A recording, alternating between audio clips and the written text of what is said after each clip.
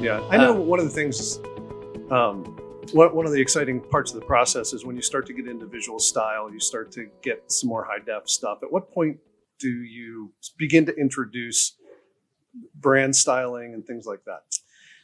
Well, that's a good question, because it's relative to what it is that you're trying to test. So there are many potential types of prototypes that you could make. Okay. If you're trying to test the value of a given feature, we might use a storyboard. A storyboard is a nice way that you can sort of use narrative to say, like, let me tell a story about how this patient receives this equipment from their therapist, goes home, does their workouts, they set up their system successfully, they do their workouts, they don't have to leave the comfort of their home. So, usually what we're trying to do is tell a story about how the product generates value.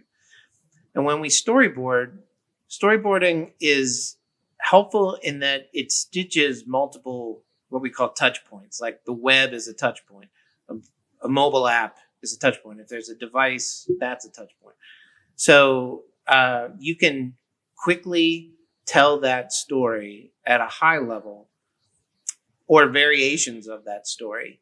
And it gives you an early prototype that you could test with users and say, like, is, based off their response. And we have different methods for doing that. So we'll talk about that a little bit. Storyboards are higher level than user flows and screen design. Exactly. Right? Okay. Yeah, because we're really trying to test the value. Like, is this something that people would want?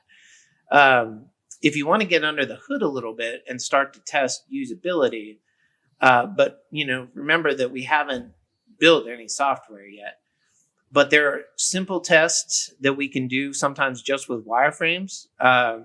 Typically, when we're making kind of wireframes are at that user flow level. We could test things about discoverability or navigation, or how might you get from here to your profile, or how might you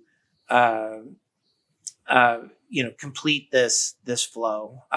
We don't necessarily have to create a completely detailed, realistic click-through prototype that's fully interactive to test that. So, we keep coming back to, like, what's the fastest way that we can collect evidence to get in front of end users, get that feedback, and drive our strategy forward.